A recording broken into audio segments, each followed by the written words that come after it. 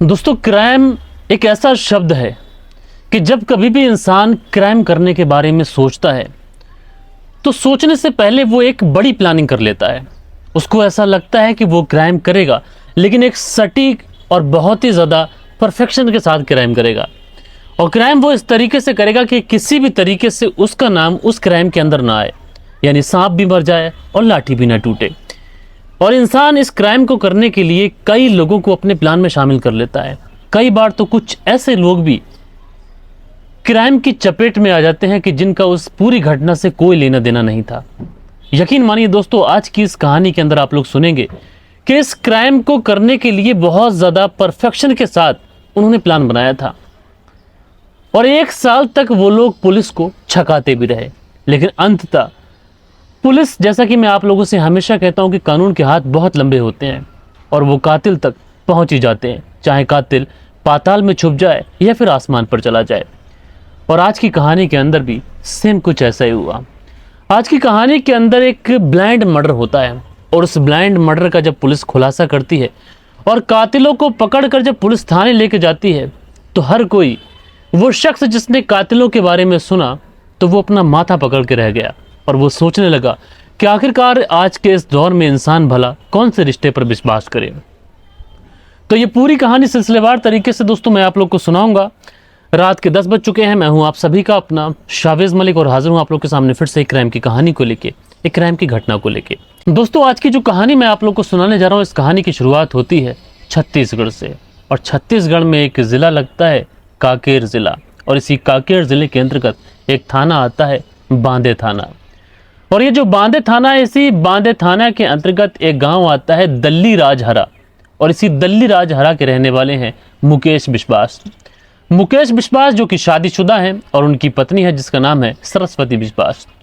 मुकेश विश्वास अपनी पत्नी सरस्वती के साथ बहुत अच्छी खासी जिंदगी गुजार रहे थे। मुकेश के पास में थोड़ी बहुत पुश्तैनी ज़मीन थी और वो मेहनत मजदूरी भी किया करते थे। साथ के साथ जो कुछ भी अर्निंग किया करते थे वो पैसे लाकर वो अपनी पत्नी के हाथ पे रखा करते थे, और उनकी जो पत्नी सरस्वती थी उन्हीं पैसों से अपने परिवार का भरण पोषण किया करती थी। जिंदगी अच्छी चल रही थी, सारी चीज़ें बढ़िया चल रही थी। लेकिन इसी बीच में एक तारीख आ जाती है 24 मई साल 2025। 24 मई साल 2025 को सुबह सुबह जब सरस्वती सोकर उठती हैं तो देखती क्या है कि उनके जो पति हैं वो घर पे मौजूद नहीं है। अब सरस्वती परेशान होती है, वो अपने पति मुकेश का नंबर लगाती है, लेकिन जब मुकेश का नंबर लगाया जाता है तो नंबर स्विच ऑफ बताता है।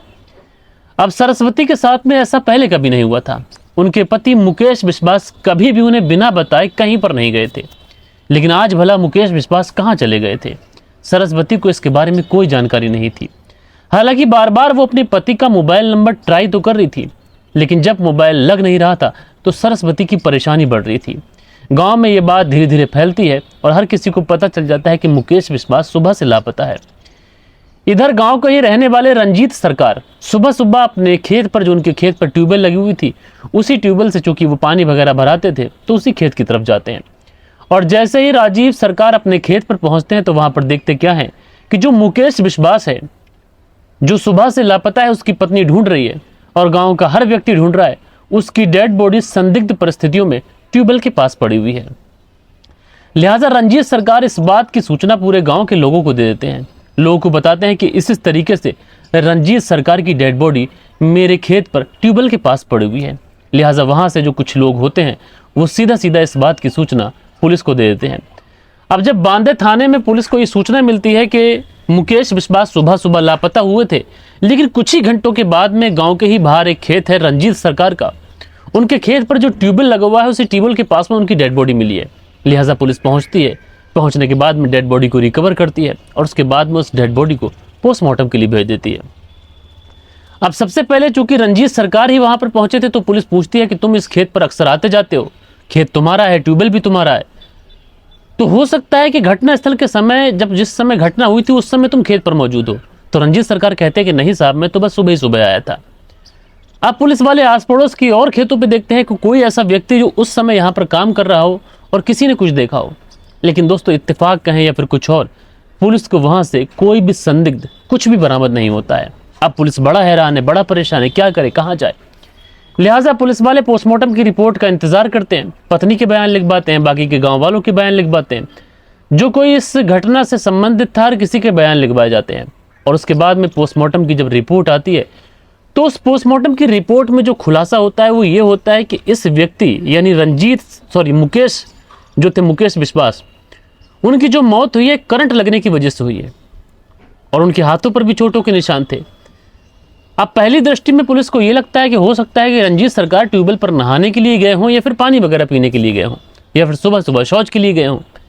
तो हो सकता है कि ट्यूबवेल के अंदर करंट दौड़ गया हो जिसकी वजह से मुकेश विश्वास की मौत हो गई। लेकिन कहीं ना कहीं पुलिस को जो हाथों के ऊपर चोटों के निशान थे वो संदिग्ध लग रहे थे। इसलिए पुलिस वाले इस पूरे घटनाक्रम को बहुत ही ज़्यादा बारीकी से चेक करते हैं, डेड बॉडी परिवार वालों को सौंप देते हैं, उसके बाद में परिवार वाली डेड बॉडी का अंतिम संस्कार कर देते हैं। लेकिन पुलिस के जहन में जो सवाल दौड़ रहा था वो सवाल यही था कि आखिरकार किसी व्यक्ति की अगर ट्यूबवेल पर करंट लगने की वजह से मौत हुई है तो फिर भला उसके हाथों पर चोटों के निशान वो कैसे थे।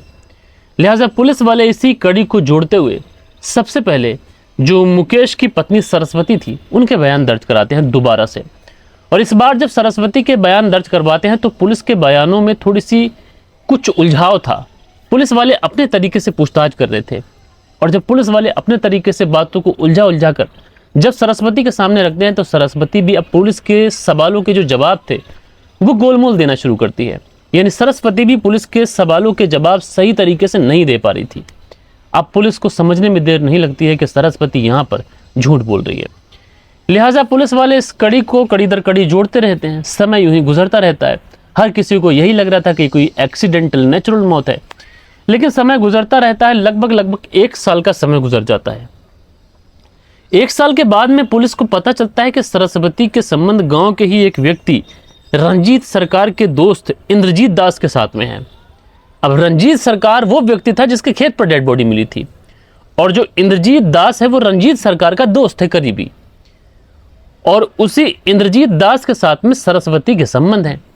लिहाजा पुलिस वाले अब सरस्वती की मोबाइल की कॉल डिटेल्स खंगालते हैं और जब सरस्वती के मोबाइल की कॉल डिटेल्स वगैरह खंगाली जाती है तो उसमें ये साफ पता चल जाता है कि सरस्वती और इंद्रजीत दास इन दोनों के बीच में काफ़ी समय से लगातार बातचीत चल रही है और जब से मुकेश की मौत हुई है ये बातचीत का सिलसिला और ज़्यादा बढ़ गया है।